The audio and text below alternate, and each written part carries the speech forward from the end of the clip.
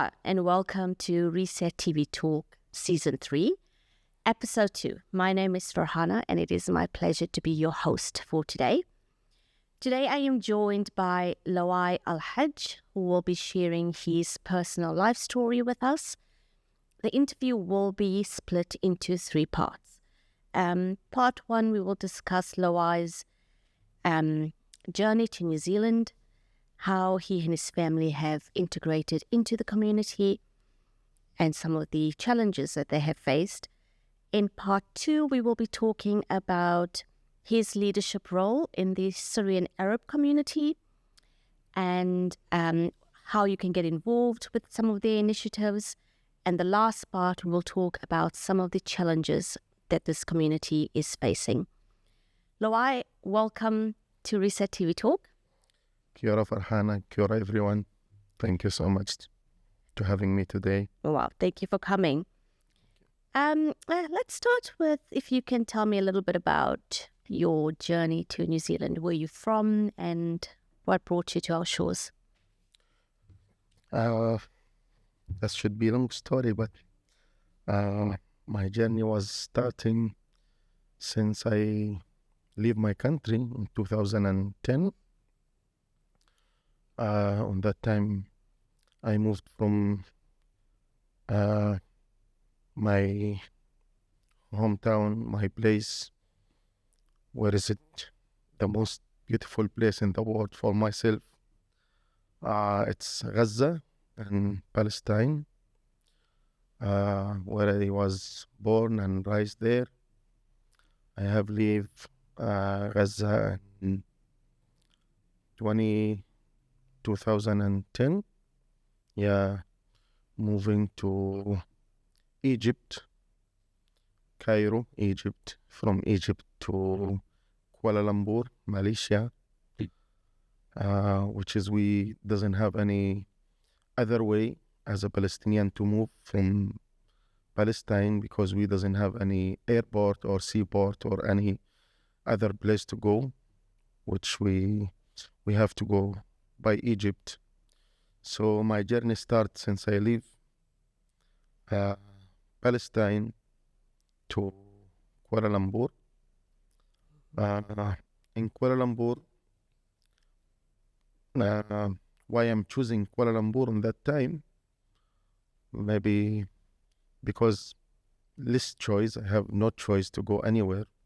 As a Palestinian passport, visa required for everywhere.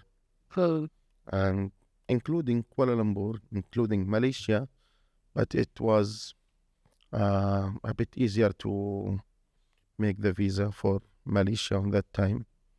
So I'm from that lucky people that who got a visa and start exploring their life and looking for a safety life.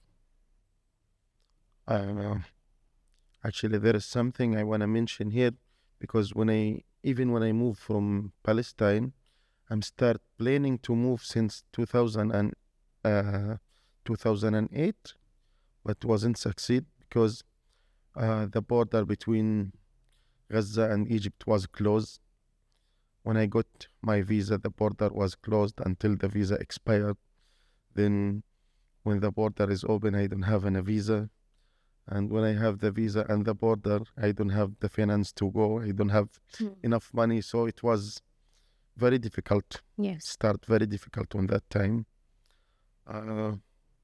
Did you leave by yourself or did you have your family with you? On that time, I'm living alone. Yeah. Because I just graduate from my college on that time and living. So in Kuala Lumpur, I got some chances to study also there.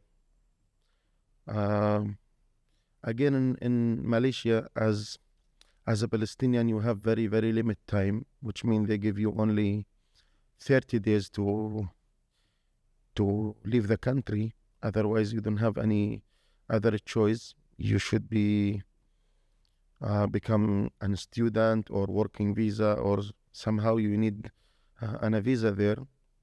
I'm trying my best to enroll in the United Nations as a refugee, which is my only choice on that time.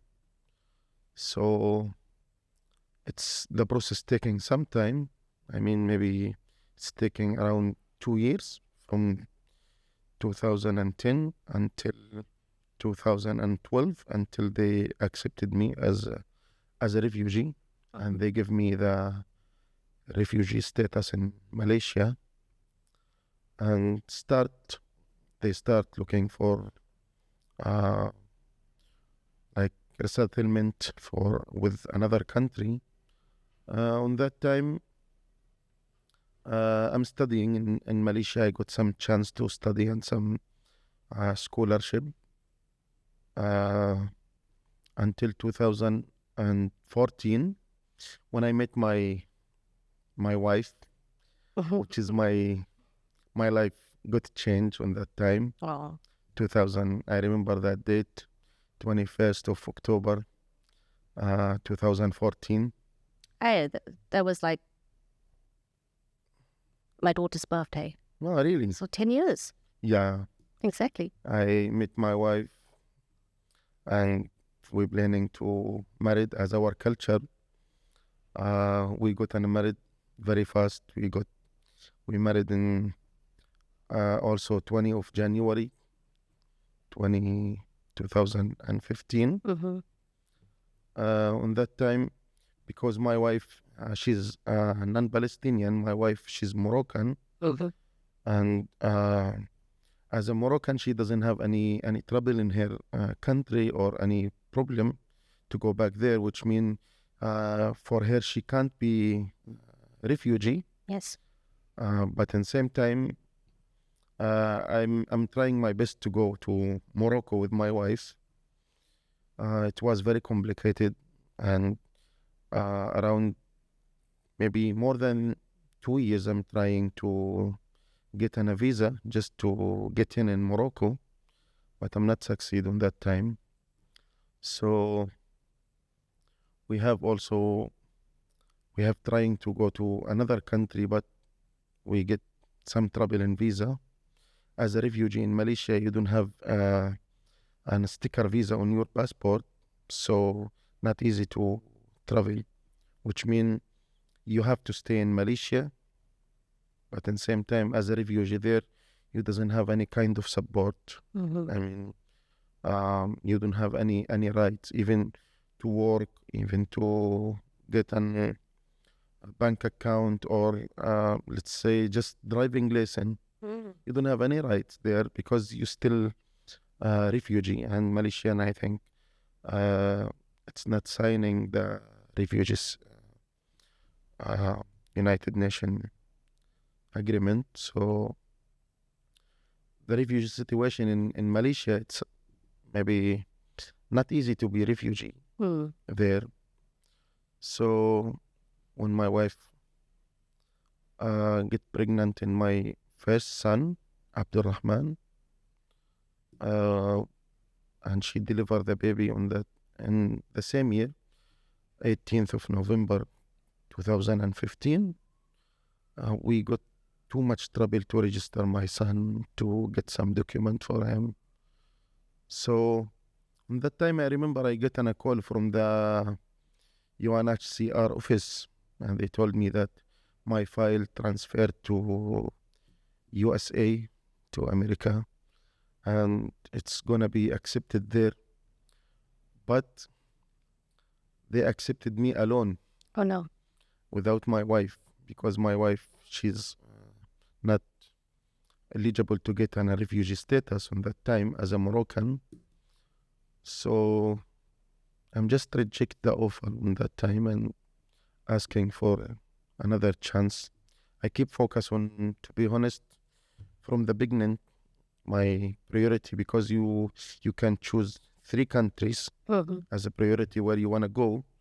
My first choice was New Zealand, and Australia, then Canada, third choice. We're hearing some good stories from our friend who's going there unless you get some rights. Yeah, which mean I'm still keep focusing on New Zealand on that time, but they didn't offer me to come here. Another time they said we will transfer your file to Canada. I don't know what's wrong with them. Even my priority was New Zealand and Australia, but I think they have also their way how they work. I'm not also getting unacceptable for my family until they called me. I remember that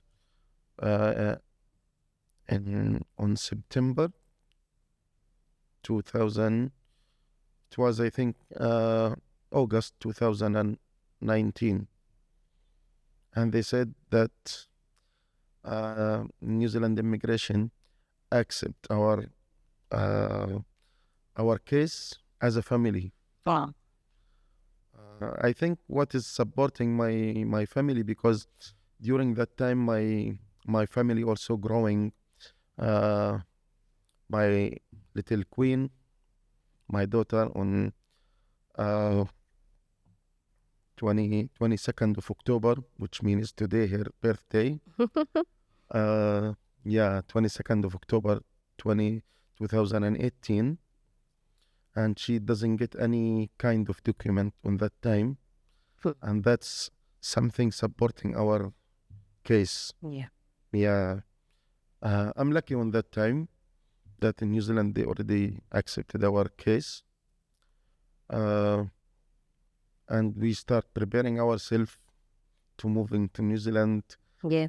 And to like what we say, just to go to our new home. But there is a big problem here and big challenge that the COVID-19 was a start. Yeah. Okay, so let's rewind a little bit. You got accepted to come to New Zealand. Can you share with me what was your first impression coming here? Did it live up to those expectations? To be honest, in that time, I'm just not believing that they already accept our case as a family, because I'm getting rejected 2-3 times before that. So when they told me that you will meet, you'll have an appointment next week with the immigration in New Zealand, in Kuala Lumpur. There is a team from immigration here. They're going to doing the paperwork and interviews for the people there. So I'm just worried. I'm just scared that is it they accept our case, or they will meeting us and changing their mind, and maybe they will find something to any reason to reject again. So I think that's one of the most difficult weeks on that time. But from inside, from deep of my feeling, was very happy, and was like I'm start achieving my dream on that time with my wife, and we feel like we're going, but even we really scared, but I have that feeling we are going. Yes. Yeah. Okay, so you just mentioned earlier that you arrived and COVID-19 happened. So can you take me through the process of or kind of support that was offered to you and your family? Actually, just to make it clear, when we offered to come here, the COVID-19 was a start, and we stuck in Malaysia. Oh. So we're not coming on that time. Our file keep delay until they open the border here, the airport and everything, until 24th of, actually it was 23rd, but after 12 a.m. So it should be 24th of June 2022. You have good memory with dates, don't you? Yeah, sometimes. Yeah, sometimes, because that's very important dates on my life. Sometimes you need to remember the point when your life was changed, or when your dreams start achieved, or when your happiness comes sometime. Yeah, you need to remember that. And also sometime maybe that's much more better than remember the date where you're struggling, or you stuck, or you got trouble, correct? Have that. Yeah, that's it. But again, to your question, yeah, we got some beautiful support here in New Zealand since they start welcoming us in the Auckland airport. And that time it was around 3 a.m. Auckland time, and the process was taking around 3 hours until we came 5:30 to Mangri Resettlement Center for refugees who came new arrival to New Zealand. And yeah, it was around 8 weeks there, and they have, to be honest, I appreciate what they're doing over there. They have a good plan for the newcomers, like they start doing your paperwork here, your CV, your background for everything, your health file. I mean, yeah, which mean they start doing everything to get you set up. Yes, yeah, to get you ready to integrate in the community outside. Yes. Yeah, even for the kids, they have testing their school level and everything, and we're going to the school over there for 8 weeks. They have program for 8 weeks, which mean I think it's enough to be ready to get an idea about New Zealand outside. Yes. Like they're talking about the Maori culture. They're talking about the people outside, what we're gonna facing sometime, what challenges we're going to face outside. Yeah, I think they're, to be honest, in Mangri on that time, I don't know what they're doing now. Maybe their plan changed or something, but on that time I remember their plan was good and enough for us as a family. I mean, Yep. yeah. Yeah, they do offer some really good support. All right, thank you for sharing that with us. In the next part, we'll talk more about your community and the organization that you have set up. Thank you so much. Thank you.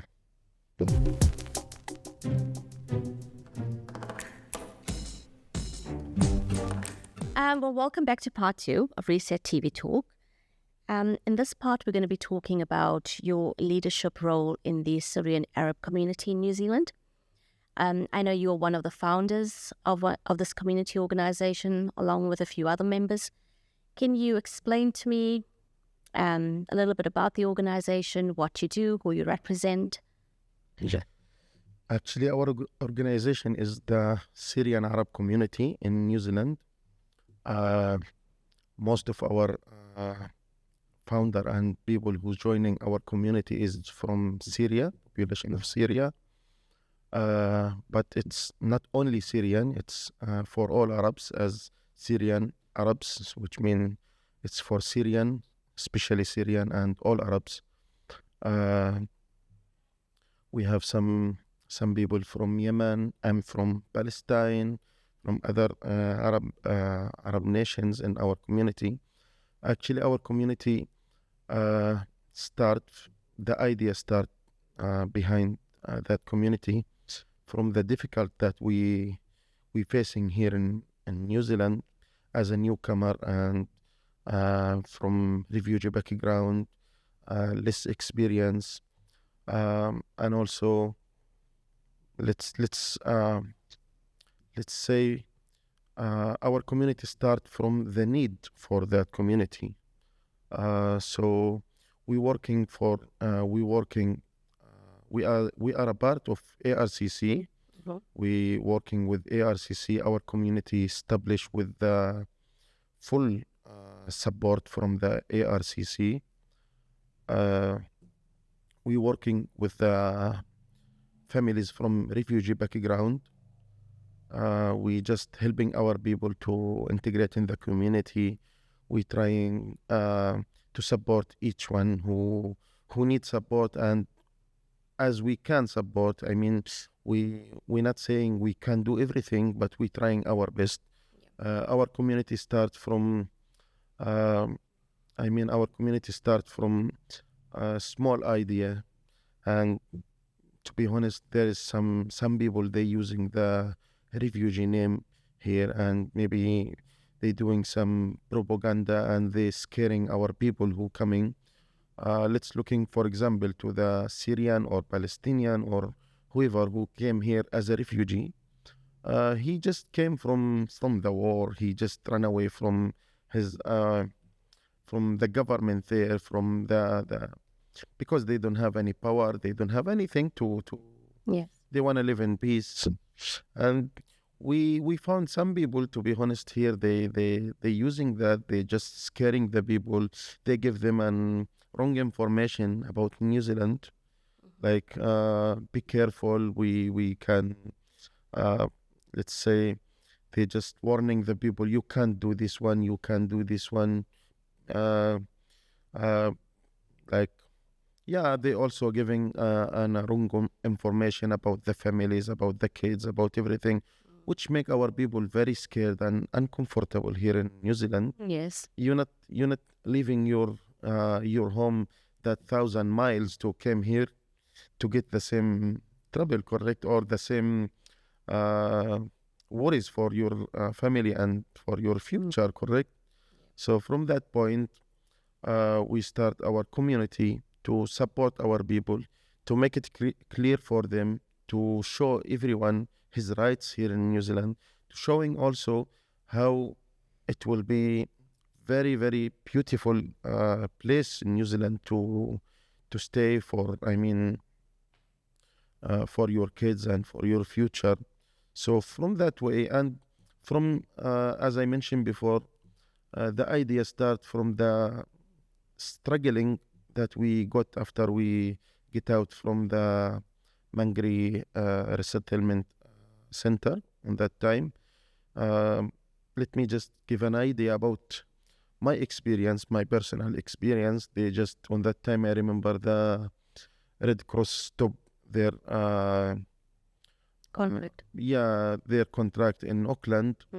And I'm here in Auckland. They sent me to Auckland with a new organization who working with the refugee for the first time on that time. Poor services and less experience. So I don't know how to go anywhere. Like I'm expecting some extra support on that time, and maybe also the less experience about our community that's doing some work on that time, because what I hear from our people that you will get fully support outside. Don't worry, when you get out, you will be fully covered, fully support from some volunteers or another organization. I think that organization that worked with us on that time, their work already much more better than before. But I'm just saying about my personal experience. They sent me to Henderson. The worker income is a bit far from my home. The nearest mall and shopping mall, it's also far. I need to walk more than 20 to 25 minutes. My kids' school, my GP, I got some help. They enrolled me in the GP, but I have to do everything by myself. So that's the way how we're working now in our Syrian Arab community. We're trying to give that kind of support. Information. We're trying to be and a good advisor for our people who's coming, who's struggling with our work and income, with the housing, registration, social housing, with everything. We're trying our best in the community. Yes. To give that kind of support for the people and to make it clear for them also that they have a right here. Yes. Yeah. So how long has this community organization been running? Is it fairly new? Yeah, actually it's new. It's just start last May, Okay. which just a couple months ago. Yeah. But in the same time, we're doing a great work until now. We are happy with what we have done until now. We establish an Arabic class for our people. It's around serving around 60 students, Okay. boys and girls, Mm-hmm. around 60 students. We doing that also with fully support with the ARCC, still our main support from ARCC until now.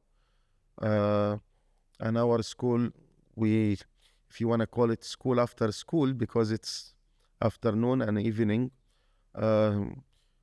we teaching the kids the Arabic language. We teaching them also our culture, because we believe that New Zealand very rich in diversity, and Yes. that's very important things when you express your culture. Mm. And we will be more proud if our kids keeping our culture for a long time. Yeah, our language, to make also something like some good future for them and for New Zealand, also for this beautiful country where Yes. we staying. So yeah, there is many activity. We helping many families to get out from we getting the responsibility for many families also from Syria, until now, especially from Syria. And there is a family from Yemen. I think maybe 5-6 families from Syria. We helping them to integrated in the community here in Auckland. Our work until now, the most of our services is in Auckland, but we already having contact. We traveling to Dunedin and to Timaru, trying to organize our people there, and we start to growing our services to another places except Auckland. But until now, we working in Auckland, especially. As I mentioned, many families getting support from our community. To some of them, we find them home and we renting their home and moving their furniture. We also working with them in the work and income. So yeah, I think that's what our people they need right now, to not feeling that they are lost and alone. Yeah. So no, that sounds amazing. You're doing some amazing work, especially given that some people, like you said, with all the misinformation and fear mongering, keep people focused on building that new life and not falling into that trap. And it's amazing the work you're doing with the younger children and keeping their culture. It's so important to remember where we come from, isn't it?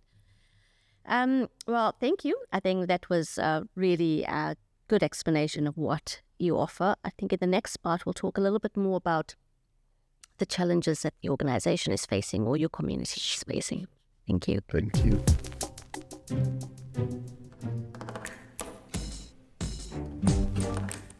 Welcome back to part 3. We're going to be talking now about some of the challenges that your community is facing and how you're navigating those challenges. So can you tell me a little bit about what are the biggest challenges that you are facing? Actually, there is many challenges. One of them, the less experienced people in the community work.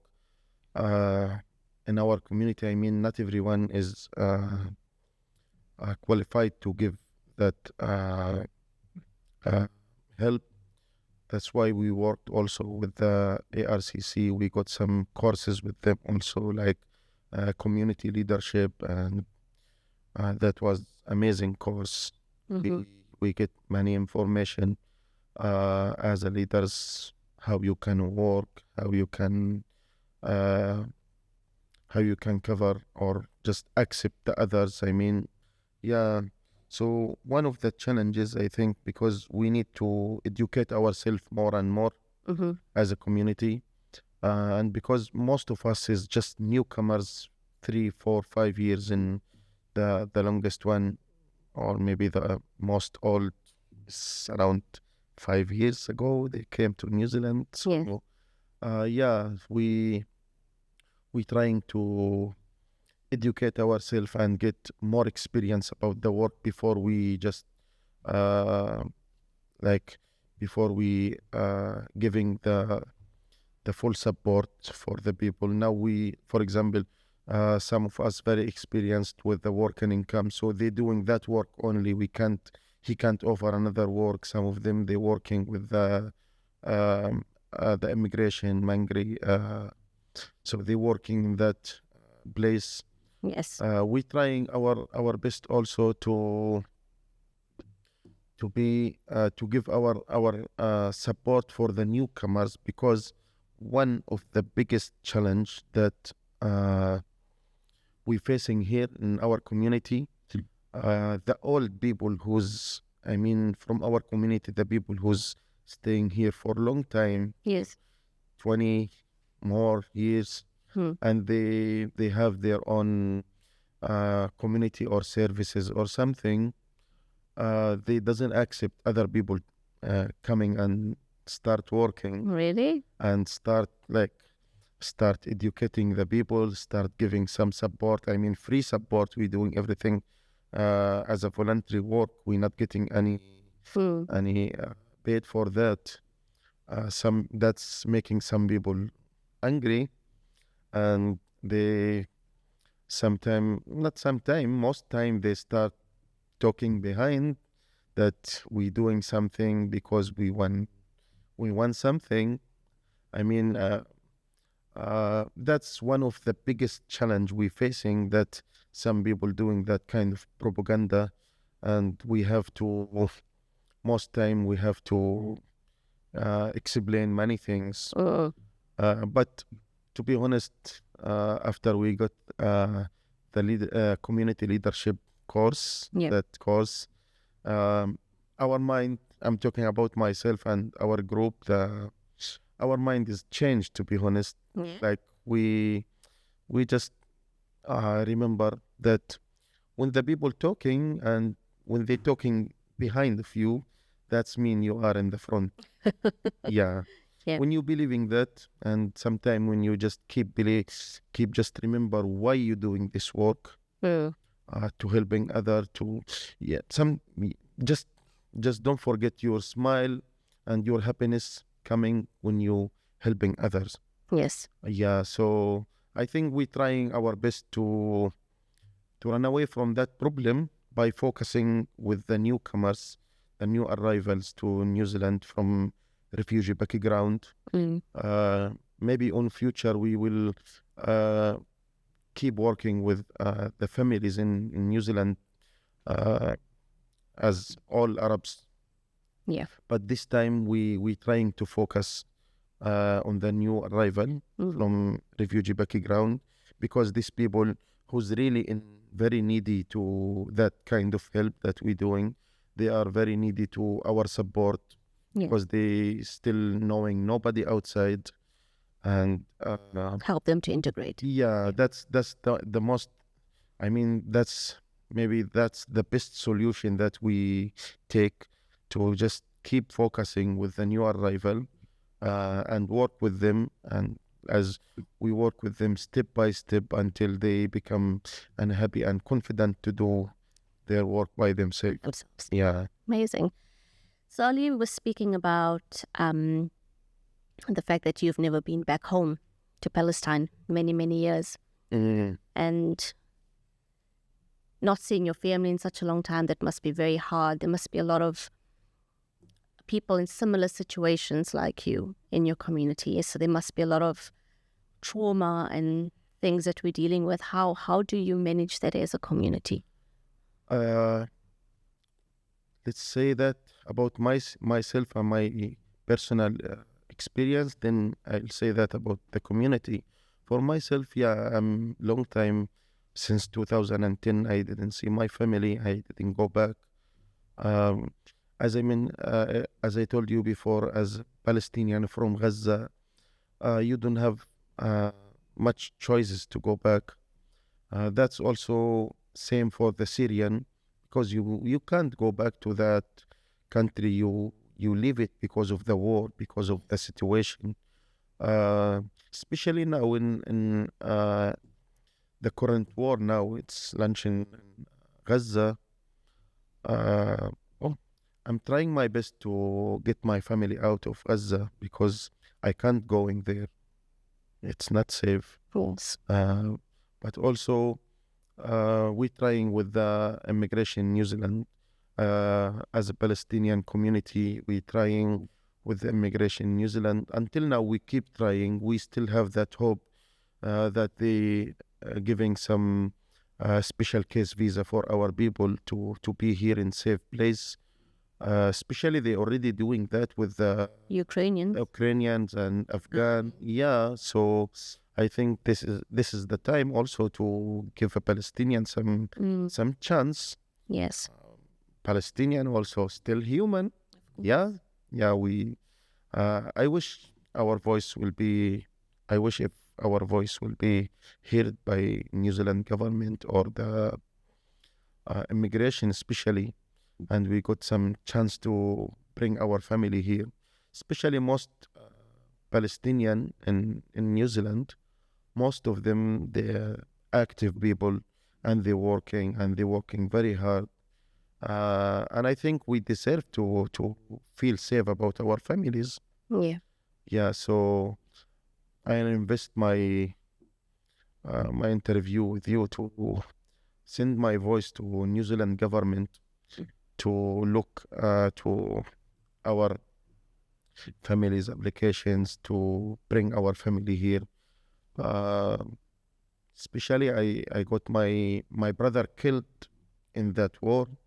Yeah, last month my brother got killed. They bombed the school where he was staying. It should be a safe place, as they mentioned that schools should be safe place, but Yes. it wasn't safe.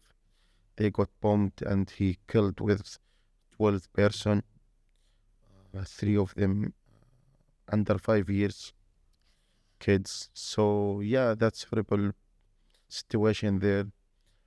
I wish our voice will be. I wish if our voice heard by New Zealand government, especially immigration, to make it a bit easier for our families To come. here and get some special case visa to Palestinian. Yeah, especially we are not that much of people here. I think the Palestinian, it's just Very small. yeah, it's very very small community here. It's not that huge people, that huge amount of people will coming and just changing the diversity or something. I mean, yeah, that's very small amount of people.